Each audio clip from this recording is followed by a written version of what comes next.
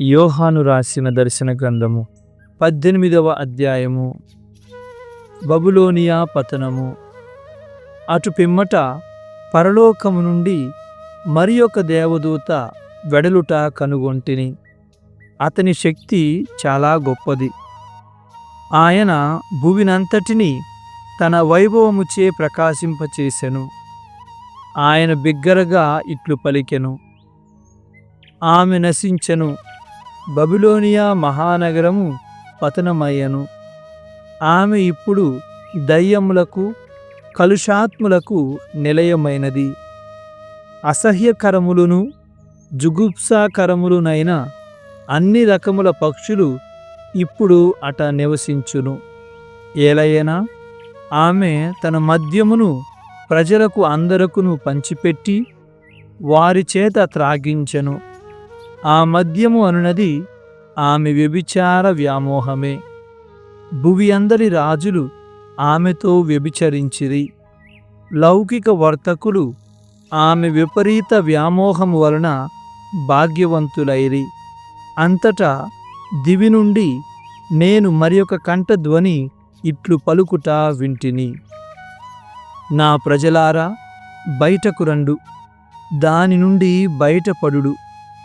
ఆమె పాపములో మీరు భాగస్వాములు కారాదు, ఆమె శిక్షలలో మీరు పాలు పంచుకొనరాదు. ఏలయనా ఆమె పాపములు ఆకాశమును అంటుచున్నవి, ఆమె దుష్ట ప్రవర్తనలు దేవునకు జ్ఞాపకము ఉన్నవి. ఆమె మీ మెట్లు చూచెనో మీరును ఆమెనట్లే చూడుడు. ఆమె వనర్చిన దానికి రెట్టింపు ప్రతిఫలమిండు. మీకు ఆమె ఎట్టి పానీయమును వసగెనో ఆమె పానపాత్రను దానికి రెట్టింపు ఘాటైన పానీయముతో నింపుడు. ఆమె తనకు ఎట్టి వైభవమును సౌఖ్యమును కూర్చుకున్నదో దానికి తగినంత బాధను దుఃఖమును ఆమెకు కలిగింపుడు. నేను ఇట రాణిని, నేను వితంతువును కాను, దుఃఖమును నేను ఎన్నటికిని ఎరుగకుందును అని ఆమె తనకు తాను చెప్పుకొనుచుండును గదా. కనుకనే వ్యాధి, దుఃఖము, కరువు అను ఆమె రోగములన్నీయు ఒక్క దినముననే ఆమెను పీడించును.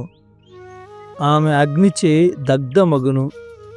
ఏలయనా ఆమెకు తీర్పు తీర్చు ప్రభువు దేవుడు మహాబలవంతుడు. ఆ నగరము దగ్ధమై పొగ వెలువడుట చూచి ఆమెతో వ్యభిచరించి భోగములనుభవించిన భూపాలురు విలపించి ప్రలాపింతురు. ఆమె పడు కష్టములకు భయపడి దూరము నుండియే ఎంత దారుణము, ఎంత భయంకరము, ఓ బబులోను మహానగరమా, ఎంత దృఢమైన దానవు, కాని ఒక్క గంటలో నీవు తీర్పు తీర్చబడితివి గదా అని పలుకుదురు. భువి అందలి వర్తకులు ఆమె కొరకై ఆక్రందింతురు, దుఃఖింతురు. ఏలైనా తమ వస్తువులను ఇక ఎవరునూ కొనరు గదా. వారి బంగారము, వెండి, రత్నములు, ముత్యములను, చిత్ర విచిత్ర వర్ణములు గల పట్టుబట్టలను, చీనాంబరములను, జరీ వస్త్రములను, దంతపు వస్తువులను, అమూల్యమగు కొయ్య వస్తువులను, కంచు, ఇనుము, పాలరాతితో చేసిన వస్తువులను, దాల్చిన చెక్క, సువాసన ద్రవ్యములు, ధూపము, గుగ్గిలము, గంధరసము, సాంబ్రాణి, మద్యము, నూనె, పిండి, గోధుమలు, పశువులు, గొర్రెలు, గుర్రములు, బండ్లు, బానిసల మనుజుల ప్రాణములను ఇక మీదట ఎవరునూ కొనరు. నీవు కావలనని కోరుకొనుచుండెడి వస్తువులన్నీ అదృశ్యములైనవి. నీ ధన వైభవములు గతించినవి, అవి ఎన్నటికిని మరలా నీకు లభింపవు అని వర్తకులు ఆమెతో పలుకుదురు. ఆ నగరమున వర్తకము చేసి ధనికులైన వ్యాపారులు ఆమె పడు బాధకు భయపడి దూరముగా ఉందురు. వారు ఏడ్చుచు దుఃఖించుచు, ఎంత దారుణము! ఆ మహానగరమునకు ఎట్టి భయానక స్థితి! ఆమె నార వస్త్రములను, చీనాంబరములను, జరీ వస్త్రములను ధరించెడిది గదా!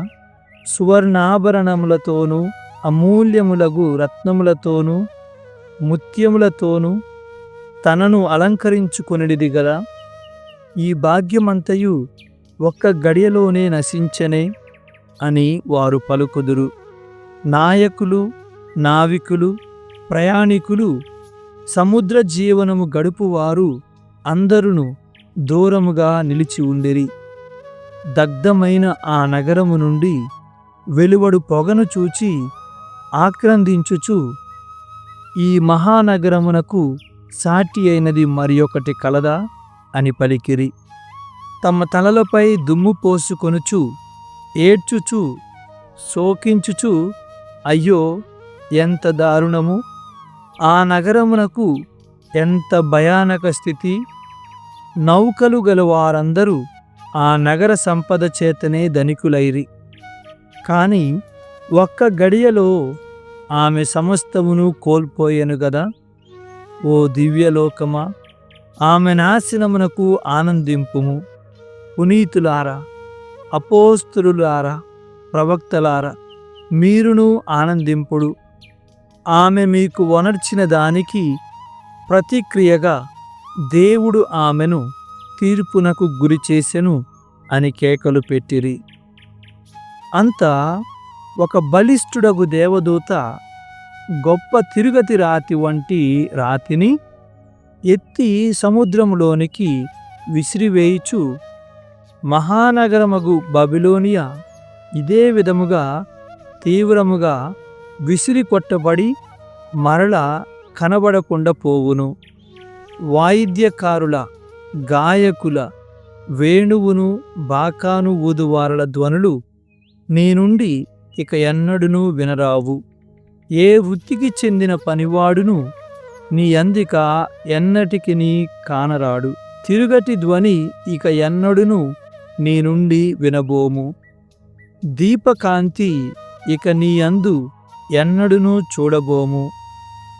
వధూవరుల కంఠధ్వనులు ఇక ఏనాడును నీ నుండి వినబడబోవు. నీ వర్తకులు ప్రపంచమునకెల్లా శక్తిమంతులు, కాని నీ మాయాజాలముతో ప్రపంచ ప్రజలనే నీవు మోసగించితివి అని పలుకును. ప్రవక్తల, పునీతుల, భువియందు చంపబడిన అందరి రక్తము ఆ నగరమున ప్రవహించెను. 19వ అధ్యాయము. అనంతరము దివియందు ఒక గొప్ప ప్రజాసమూహపు కలకల ధ్వని వంటిది ఏదో నాకు వినబడెను. హల్లెలూయా! రక్షణ, మహిమ, శక్తి మన దేవునికే చెల్లును. ఆయన తీర్పులు న్యాయాన్వితములు, సత్యోపేతములు. ఏలయనా తన జారత్వముతో భూమిని కలుషితమునర్చుచున్న ఆ మహావేశ్యను ఆయన శిక్షించెను గదా! ఆమె చిందించిన తన సేవకుల రక్తమునకు దేవుడు ఆమెను దండించెను అని వారు పలుకుచుండిరి. మరలా వారు ఇట్లు బిగ్గరగా పలికిరి, హల్లెలూయా! ఆ మహానగరము నుండి సర్వదా పొగ వెలువడుచునే ఉండునుగాక. అప్పుడు 24 పెద్దలను, 4 జీవులను సింహాసనాసీనుడగు దేవుని ముందు సాగిలపడి ఆయనను ఆరాధించి ఆమేన్, హల్లెలూయా అని పలికిరి. గొర్రెపిల్ల వివాహ మహోత్సవము. అంతటా సింహాసనము నుండి ఒక స్వరము ఇట్లు వినబడెను, మన దేవుని స్తుతింపుడు, ఆయన సేవకులును ఆయన యందు భయభక్తులు గల పిన్నలు పెద్దలు అందరును స్తుతింపుడు. అంతటా ఒక గొప్ప జనసమూహం యొక్క ధ్వని వంటిదియు, భయంకర జలపాత గర్జనను పోలినది గొప్ప ఉరుము వలె ఉన్న ఒక స్వరమును నేను వింటిని. హల్లెలూయా! మన దేవుడు ప్రభువు మహాశక్తిమంతుడు పరిపాలించును. మనము ఆనందింతము, సంతోషింతము, ఆయన ఘనతను స్తుతింతము. గొర్రెపిల్ల వివాహ మహోత్సవము ఆసన్నమైనది, వధువు సిద్ధమైనది. ఆమె స్వచ్ఛమును ప్రకాశవంతమును అయిన అమూల్య నారవస్త్రములు ధరింప అనుమతింపబడినది. పరిశుద్ధుల సత్కార్యములే ఆ అమూల్య వస్త్రములు అని ఆ స్వరము పలికెను. అప్పుడు ఆ దేవదూత, గొర్రెపిల్ల పెండ్లి విందునకు ఆహ్వానింపబడిన వారు ధన్యులు అని రాయుము అని నాతో చెప్పెను. ఇవి దేవుని సత్యముగు పలుకులు అనియు ఆ దేవదూత నాతో వచించెను. అంతా నేను అతని పాదములపై పడి ఆరాధింపబోగా అతడు, నీవు అట్లొనర్పరాదు. నీకు యేసు సాక్ష్యము కలిగిన నీ సోదరులకు నేను తోటి సేవకుడను మాత్రమే. దేవుని ఆరాధింపుము.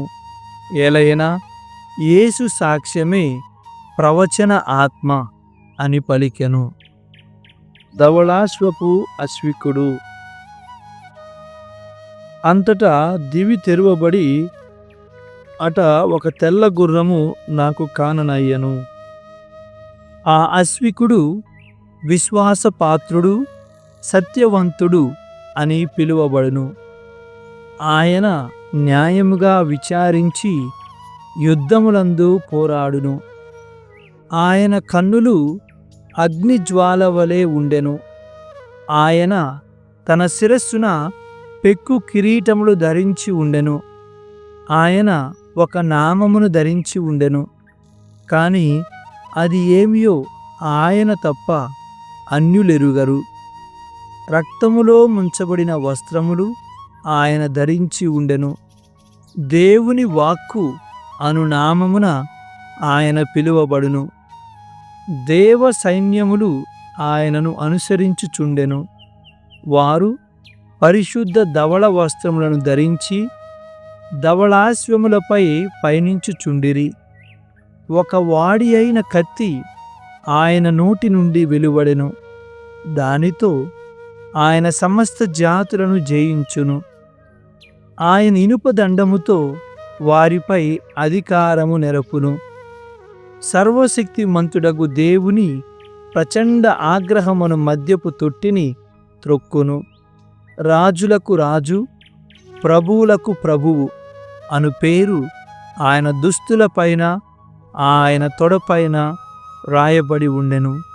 అప్పుడు సూర్యగోళముపై నిలిచి ఉన్న ఒక దేవదూతను కనుగొంటిని. గాలిలో ఎగురుచున్న పక్షి జాలముతో అతడు బిగ్గరగా, రండు, దేవుని మహావిందుకు సమావేశమగుడు. రాజుల, బలిష్ఠుల, నాయకుల, గుర్రముల, వాటిపైనున్న అశ్వికుల, బానిసల, స్వతంత్రుల, పిన్నల, పెద్దల, సమస్త జనుల మాంసమును ఆరగింపరండు అని పలికెను. అంతటా ఆ అశ్వికునితో ఆయన సైన్యముతో పోరాడుటకై ఆ మృగము, భూపాలురు, వారి సైన్యములు సమాయత్తమగుట నేను గమనించితిని. ఆ మృగమును దాని సమక్షమున అద్భుత చిహ్నములు ప్రదర్శించిన ఆ అసత్య ప్రవక్తయు బంధింపబడిరి. అతడు ఆ మృగనామమును ధరించిన వ్యక్తులను, ఆ మృగ విగ్రహమును పూజించిన వ్యక్తులను ఆ అద్భుత చిహ్నముల చేతనే గదా మోసగించినది.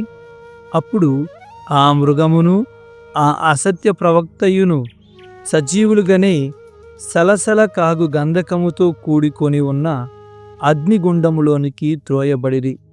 మిగిలిన వారు అశ్వికుని నోటి నుండి వెలువడిన ఖడ్గముచే వధింపబడిరి. పక్షులన్నీ వాని మాంసమును ఆరగించినవి. 20వ అధ్యాయము. అంతటా దివి నుండి అవతరించుచున్న ఒక దేవదూతను నేను కనుగొంటిని. అతని చేతిలో అగాధపు తాళపు చెవియు, ఒక బరువైన గొలుసును ఉండెను. సైతాను అనబడు ఆ ప్రాచీన సర్పమును, ఆ భయంకర సర్పమును అతడు పట్టుకుని 1000 సంవత్సరముల పాటు బంధించెను. ఆ దేవదూత ఆ సైతానును అగాధములోనికి త్రోసి 1000 సంవత్సరముల పాటు మానవ జాతిని ఆ సైతాను మోసగింపకుండా ఆ అగాధమునకు తాళము పెట్టి ముద్ర వేసెను. తదుపరి కొద్ది కాలము పాటు వానిని తిరిగి విడువవలసి ఉన్నది. పిమ్మట సింహాసనములను, సింహాసనాసీనులగు వ్యక్తులను అట నేను చూచితిని. తీర్పు తీర్చు అధికారము వారికి ఇయ్యబడెను. యేసుకు, దేవుని వాక్కుకు సాక్షులుగా శిరచ్ఛేదనము గావింపబడిన వ్యక్తుల ఆత్మలను కూడా నేను అట చూచితిని. ఆ మృగమును, దాని విగ్రహమును వారు పూజింపలేదు. ఆ మృగ చిహ్నమును కూడా వారు తమ నుదురులపై, చేతులపై వేయించుకొనలేదు.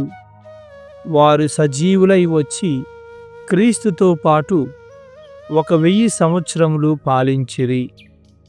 మిగిలిన మృతులు 1000 సంవత్సరములు పూర్తియగు వరకును సజీవులు కాలేరు. ఇదియే మృతుల ప్రథమ పునరుత్థానము. ఈ ప్రథమ పునరుత్థానమున పాలుగల వారందరూ ధన్యులు, పవిత్రులు. రెండవ మరణమునకు వారిపై ప్రభావము ఉండదు. వారు దేవునకును క్రీస్తునకును యాజకులగుదురు. వారు ఆయనతో కూడి 1000 సంవత్సరములు పాలింతురు. సైతాను పరాజయము. 1000 సంవత్సరముల తరువాత చెరసాల నుండి సైతాను విడుదల చేయబడును. అంతటా గోగు, మగోగు అనెడు ప్రపంచ నలుమూలల వ్యాప్తమైన సమస్త జాతులను మోసగించుటకు అతడు బయల్వెడలును. సముద్ర తీరమునందలి ఇసుక రేణువుల వలె ఉండిన వారినందరినీ కూడగట్టుకుని సైతాను యుద్ధమునకు సిద్ధమగును. వారు ప్రపంచమందంతటా వ్యాప్తి నొంది పరిశుద్ధుల శిబిరమును, ఆయన ప్రేమకు పాత్రమైన నగరమును చుట్టుముట్టిరి. కాని దివి నుండి అగ్ని దిగివచ్చి వారిని ధ్వంసమొనర్చెను. అంతటా ఆ మృగమును, అసత్య ప్రవక్తయును ఏ గంధకపుటగ్నిగుండములో నెట్టబడిరో మోసగాడగు ఆ సైతాను దానిలోనికే త్రోయబడెను. వారు అహోరాత్రులు కలకాలము పీడింపబడుదురు. తుది తీర్పు. అప్పుడు ఒక గొప్ప తెల్లని సింహాసనమును, దానిపై ఆసీనుడైన ఒక వ్యక్తిని నేను కనుగొంటిని. దివి భువి ఆయన సమక్షము నుండి పారిపోయినవి. వాటికి స్థానము లేకుండెను. పిన్నలు పెద్దలు అగు మృతులందరూ తారతమ్యము లేకుండా ఆయన సింహాసనం ఎదుట నిలిచి ఉండుట అప్పుడు నేను గమనించితిని. గ్రంథములు విప్పబడెను. అంత సజీవుల గ్రంథమును మరి ఒక గ్రంథము తెరువబడెను. గ్రంథములలో రాయబడినట్టుగా వారి వారి పనులను బట్టి మృతులకు తీర్పు తీర్చబడును. అంత సముద్రము తనలోనున్న మృతులను వదిలివేసెను. మృత్యువును మృత్యులోకమును కూడా తమ యందున్న మృతులను విడుదల చేసెను. అందరకు వారి వారి పనులను బట్టి తీర్పు చెప్పబడెను.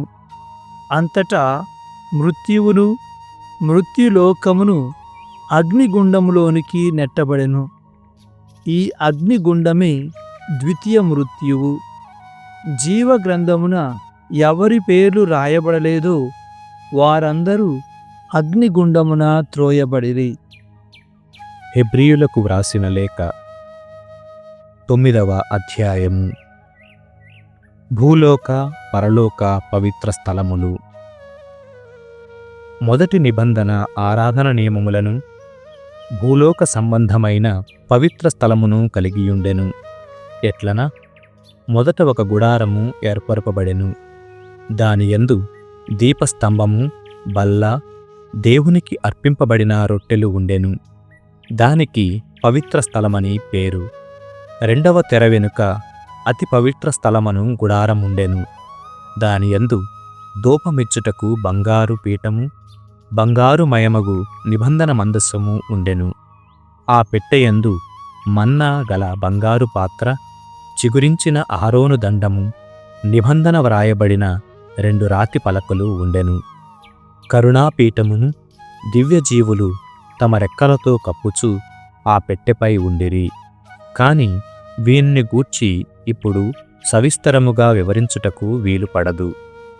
ఈ ఏర్పాటు చేయబడిన పిమ్మట ప్రతిరోజు తమ కర్తవ్యమును నిర్వర్తించుటకు యాజకులు మొదటి గుడారమున ప్రవేశింతురు.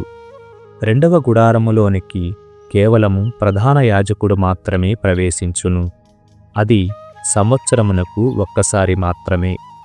తన కొరకు, ప్రజలు తెలియక చేయు పాపముల కొరకు తాను తీసుకొని వచ్చిన రక్తమును దేవునికి అర్పించును. ఈ ఏర్పాట్లను బట్టి మొదటి గుడారము నిలిచి ఉన్నంతకాలము అతి పవిత్ర ప్రదేశములోనికి మార్గము ఇంకనూ తెరవబడలేదని పవిత్రాత్మ స్పష్టముగా బోధించుచున్నది. ఈ గుడారము ప్రస్తుత కాలమును సూచించు సంకేతము. దేవునికి అర్పింపబడు కానుకలు, బలులు ఆరాధకుని అంతఃకరణమును పరిపూర్ణము చేయజాలవని ఈ సంకేతము తెలుపుచున్నది. అవి కేవలం అన్నపానములకు, శుద్ధి చేయు కర్మలకు సంబంధించినవి. అవి అన్నీయు బాహ్యములే. దేవుడు సమస్తమును సరిదిద్దు వరకు మాత్రమే అవి వర్తించును. కాని క్రీస్తు ఇటనున్న సద్విషయములకు ప్రధాన యాజకుడుగా వచ్చి గుడారమున ప్రవేశించెను. మరింత శ్రేష్టము, సంపూర్ణమునైన అది మానవ నిర్మితము కాదు, అనగా ఇహలోక సృష్టికి చెందినది కాదు. క్రీస్తు ఈ గుడారమున ప్రవేశించి అతి పవిత్ర స్థలమును శాశ్వతముగా చేరినప్పుడు బలిని అర్పించుటకు మేకల, దూడల రక్తమును తీసుకొని పోలేదు. తన రక్తమునే తీసుకొని పోయి మనకు శాశ్వత రక్షణను సంపాదించెను. మేకల, ఎద్దుల రక్తమును, దహింపబడిన దూడ బూడిదను మైలపడిన వారిపై చల్లబడినప్పుడు అవి వారికి శరీర శుద్ధి కలుగునట్లు పవిత్రునుగా చేయును. అటులైనచో ఇక నిత్యుడగు ఆత్మ ద్వారా తన్ను తాను దేవునికి నిర్దోషిగా అర్పించుకొనిన క్రీస్తు రక్తము నిర్జీవ క్రియలను విడిచి సజీవ దేవుని సేవించుటకు మన అంతఃకరణములను ఇంకను ఎంతగానో శుద్ధి చేయును గదా. ఈ కారణము వలననే దేవుని పిలుపును పొందినవారు దేవునిచే వాగ్దానము చేయబడిన శాశ్వతమైన వారసత్వమును పొందుటకు క్రీస్తు ఒక క్రొత్త నిబంధనకు మధ్యవర్తిగా ఉన్నాడు. మొదటి నిబంధన కాలమున ప్రజలు చేసిన దోషముల నుండి వారిని విముక్తులను చేయగల ఒకానొక మరణము సంభవించినందున ఇది సాధ్యమే. వీలునామా ఉన్నచోట దాని కర్త మరణించెనని నిరూపింపవలసి ఉన్నది. వీలునామా వ్రాసినవాడు బ్రతికి ఉన్నంత కాలమును ఆ వీలునామాకు విలువలేదు. అతని మరణానంతరమే అది అమలులోనికి వచ్చును. అందువలననే మొదటి నిబంధన కూడా రక్తము లేకుండా ప్రతిష్ఠింపబడలేదు. ధర్మశాస్త్రపు ఆజ్ఞలను అన్నిటినీ మొదట ప్రజలకు మోషే వినిపించెను. పిమ్మట నీటితో కూడా దూడల, మేకల రక్తమును తీసుకొని గ్రంథముపైన, జనసమూహములపైన దర్భపోచతో ఎర్రని గొర్రె ఉన్నితో చల్లెను. అప్పుడు అతడు ఇట్లు చెప్పాను: దేవుడు మీకు శాసించిన నిబంధనను ఈ రక్తము ధ్రువపరచుచున్నది. అదేవిధముగా గుడారము పైన ఆరాధనకు ఉపయోగించు అన్ని వస్తువులపైన కూడా రక్తమును చల్లెను.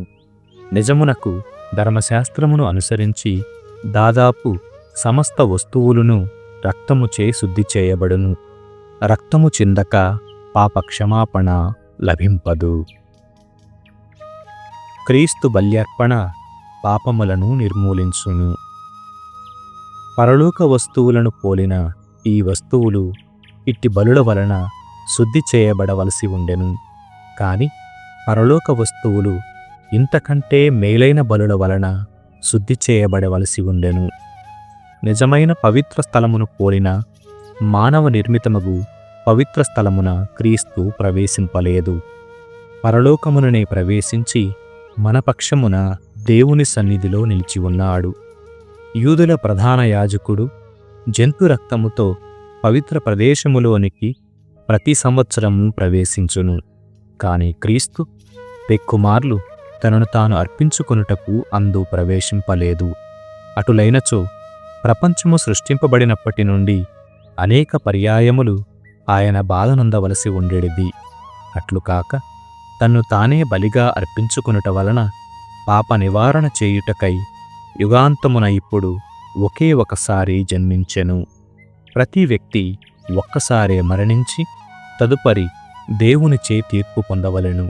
అదేవిధముగా అనేకుల పాప పరిహారమునకై క్రీస్తు కూడా ఒకసారే బల్యర్పణముగా సమర్పింపబడెను. పాపమును గూర్చి విచారించుటకు గాక తన కొరకై వేచియున్న వారిని రక్షించుటకు ఆయన రెండవ మారు వచ్చును. 10వ అధ్యాయము. యూదుల చట్టము రాబోవు మేలుల ఛాయగలదియే కాని ఆ వస్తువుల నిజస్వరూపము కలది కాదు.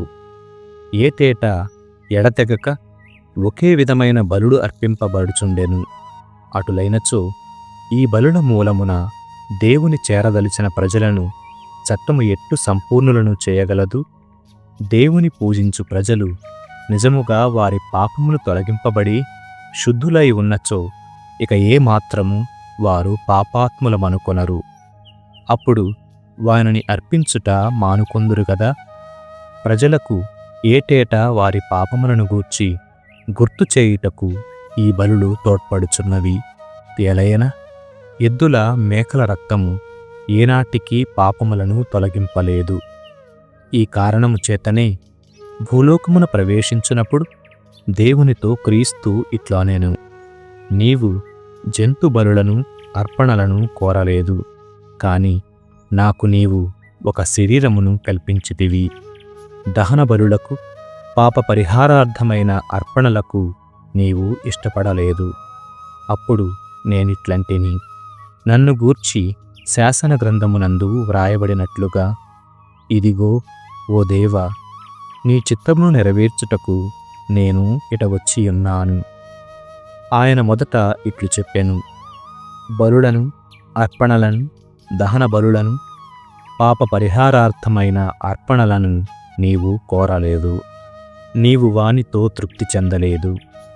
ఈ బలుల సమర్పణమంతయు చట్టప్రకారమే జరిగినను ఆయన ఇట్లనెను. తదుపరి ఆయన, ఓ దేవా, నీ చిత్తమును నెరవేర్చుటకు నేనిట వచ్చియున్నాను అని పలికెను.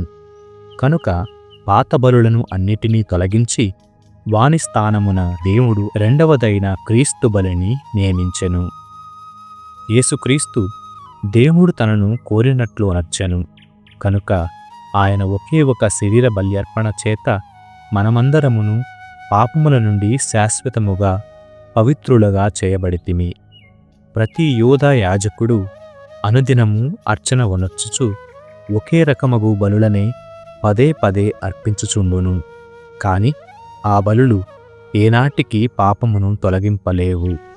అట్లు కాక క్రీస్తు సర్వకాలమునకు సరియగు పాప పరిహారార్థమైన ఒకే ఒక బలిని సమర్పించెను. తదుపరి దేవుని కుడి ప్రక్కన కూర్చుండెను. దేవుడు ఆయన శత్రువులను ఆయనకు పాదపీఠముగా ఉన్నచ్చు వరకు ఆయన అచట వేచియుండును. పాపముల నుండి శుద్ధి పొందిన వారిని ఒకే ఒక బలి మూలముగా ఆయన శాశ్వతముగా పరిపూర్ణులుగా చేసెను. పవిత్రాత్మ కూడా దీనికి సాక్షియే. ప్రథమమున ఆయన ఇట్లు చెప్పెను, ఆ దినములు గడిచిన తరువాత వారితో నేనొక నిబంధన చేసి కొందును. నా శాసనములను వారి హృదయములందు ఉంచుదును, వారి మనస్సులపై వ్రాయుదును. తరువాత ఆయన, వారి అపరాధములను దుష్కార్యములను నేను ఇక ఎంత మాత్రము జ్ఞాపకముంచుకొనను అని పలికెను. కనుక ఇది క్షమింపబడినప్పుడు పాప పరిహారార్థమైన బలి ఇక అవసరము లేదు. దైవ సాన్నిధ్యమునకు యత్నము. సోదరులారా, యేసు రక్తము వలన పవిత్ర స్థలమున ప్రవేశించుదమని మనకు నమ్మకము కలదు. తన శరీరము అను తెర ద్వారా సజీవమగు ఒక క్రొత్త మార్గమును మన కొరకు ఆయన తెరచెను. దేవుని గృహమును నిర్వహించుటకు ఒక గొప్ప యాజకుని మనము పొంది ఉన్నాము. కనుక మనము కలుషముల నుండి శుద్ధి నొందిన నిష్కపటమగు హృదయములతో, స్వచ్ఛమగు నీటితో కడుగబడిన శరీరములతో, గట్టి విశ్వాసముతో దేవుని సమీపింతము. దేవుడు తన వాగ్దానమును నిలుపుకొనును. కనుక మన నిరీక్షణను మనము దృఢముగా నిలిపియుంచుకొందము. మనము ఒకరికి ఒకరము సహాయపడుచు ప్రేమను ప్రదర్శించి మేలు చేయుటకు, పరస్పరము ప్రేరేపించుకొనుటకు దారులు కనుగొందము. సంఘ సమావేశములను మానుకొనుట కొందరకు అలవాటుగా మారినప్పటికీ మనము మాత్రము ఆ సమావేశమగుట ఎను అలవాటును విడనాడక, ప్రభువు దినము సమీపించుచున్నందున ఒకరిని ఒకరము మరింతగా ప్రోత్సహించుకొందము. సత్యము మనకు తెలియజేయబడిన తరువాత కూడా మనము బుద్ధిపూర్వకముగా పాపములు చేయుచున్న ఎడల ఆ పాపములను తొలగింపగల బలి ఏదీయూ లేదు. ఇక మిగిలినదేమన భయముతో కూడిన న్యాయ విచారణ, దేవుని ధిక్కరించు వారిని దహించివేయు భయంకర అగ్ని అనునవియే. మోషే చట్టమునకు అవిధేయుడై ప్రవర్తించు ఏ వ్యక్తి అయినా 2 లేక 3 సాక్ష్యాధారములతో దోషిగా నిర్ణయింపబడినచో నిర్దయగా చంపివేయబడును. అట్టిచో దేవుని పుత్రుని తృణీకరించు వాని గతి, తనను పవిత్రునిగా ఉనర్చిన దేవుని నిబంధన రక్తమును నీచముగా చూచు వాని గతి, దయామయుడుకు ఆత్మను అవమానపరచు వాని గతి ఏమగునని చెప్పవలయను. అతడెట్టి నీచమగు శిక్షకర్హుడో విచారింపుడు. నేను పగ తీర్చుకొందును, నేను ప్రతీకారమునర్తును అని ప్రభువు ఆయన ప్రజలకు తీర్పు చెప్పును అని చెప్పిన వానిని మనము ఎరుగుదము. సజీవుడగు దేవుని చేతులలో చిక్కుట మహాభయంకరము. గతించిన రోజులలో మీరు ఎట్లుండిరో జ్ఞాపకము చేసుకొనుడు. ఆ రోజులలో మీరు వెలుగును పొందిన తరువాత మీరు పెక్కు బాధలకు గురి అయినను ఆ పోరాటముచే భంగపడలేదు. కొన్నిమార్లు మీరు బహిరంగముగా నిందింపబడి అవమానింపబడితిరి. మరికొన్ని మార్లు మీరు ఆ విధముగా అవమానింపబడు వారితో పాలివారైతిరి. బందీల బాధలలో మీరు పాలు పంచుకొంటిరి. మీ ఆస్తులన్నీ స్వాధీనపరచుకొనబడినను వానికంటే మరింత మేలైనది, శాశ్వతముగా నిలిచియుండునది మీకు మిగిలియున్నదని తెలియుటచే మీ నష్టమును మీరు సంతోషముతో భరించితిరి. కావున మీ ధైర్యమును కోల్పోకుడు. ఆ ధైర్యమే మీకు గొప్ప బహుమానమును తెచ్చును. దేవుని సంకల్పమును నెరవేర్చి ఆయన వాగ్దాన ఫలమును పొందుటకు మీరు ఓర్పు వహింపవలెను. పవిత్ర గ్రంథమున ఇట్లు చెప్పబడినది, ఇక కొంచెము సేపు మాత్రమే, పిమ్మట వచ్చుచున్న ఆయన రాగలడు. ఆయన ఆలస్యము చేయడు. నా నీతిమంతుడు విశ్వాసమూలమున జీవించును. కాని అతడు విముఖుడైనచో అతని యందు నా ఆత్మ ఆనందించదు. మనము విముఖులమై నశించువారము కాము. మన ఆత్మలను రక్షించుకొనుటకు మనము తగిన విశ్వాసము గలవారమై ఉన్నాము. సామెతల గ్రంథము 31వ అధ్యాయము. విజ్ఞాన వాక్యములను పల్పును, మృదువుగా మాటలాడును. సోమరితనమునకు ఎంత మాత్రము తావీయక కుటుంబ పరిస్థితులను మెలకువతో చక్కదిద్దుకొనును. పని చేయకుండా ఆమె భోజనము చెయ్యదు. ఆమె తనయులు ఆమెను ధన్య అని కొనియాడుదురు. పెనిమిటి ఆమెను మెచ్చుకొనును. అతడు యోగ్యురాండ్రైన ఇల్లాండ్రు చాలామంది కలరు. వారెల్లరిలోనూ నీవు ఉత్తమురాలివి అని పల్కును.